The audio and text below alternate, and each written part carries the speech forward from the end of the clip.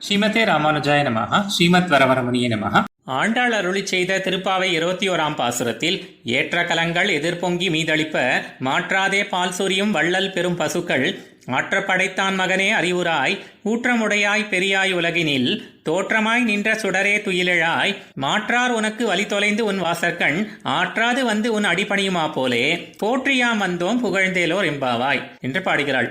கீழ்ப்பாட்டிலே நப்பினை பிராட்டியை துயில் எழுப்பிய பின்னர் அவள், தோழிகாள், நான் உங்களில் ஒருத்தி அல்லவோ, உங்கள் காரியத்தை குறையற செய்து தருகிறேன், நீங்கள் வருந்த வேண்டாம், நாம் எல்லோரும் கூடி கண்ணபிரானை வேண்டிக் கொள்வோம் என்றிட, உடனே இவர்கள் கறந்த பாலை ஏற்றுக்கொண்டு சேகரித்து வைப்பதற்காக உள்ள பாத்திரங்களானவை எதிரே பொங்கி மேன்மேலும் வழியும்படியாக இடைவிடாமல் பாலை சுரக்கின்ற நற்சீலத்தை உடைய பெரிய பசுக்களை மிகுதியாக உடையவரான அந்த நந்தகோபருக்கு பிள்ளையானவனே திருப்பள்ளி உணர வேணும்.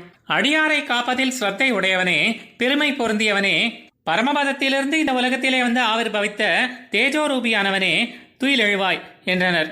ராமபிரான் பிரம்மாஸ்திரம் தொடுத்துவிட அது எண் திசையும் உழன்றோடி புகழற்று அந்த காகமானது அவன் திருவடிகளிலேயே விழுந்தது போல சத்துருக்கள் உன் விஷயத்திலே தங்களுடைய வலிமையெல்லாம் இழந்து அவர்களுடைய மிடுக்கு உபயோகமற்று ஆனவராய் உன் மாளிகை வாசலில் கதியற்று வந்து உன்னுடைய திருவடிகளில் சரணாகதி பண்ணி கிடப்பர். அதுபோல நாங்களும் உன்னுடைய சௌந்தரிய சௌசீல்யாதி குணங்களுக்கு தோற்று போய் அந்த குணங்களானவை எங்களை பிடித்திழுக்க உன்னை துதித்து உனக்கு மங்களாசாசனம் பண்ணிக்கொண்டே உன் திருமாளிகை வாசலிலே வந்து சேர்ந்தோம்.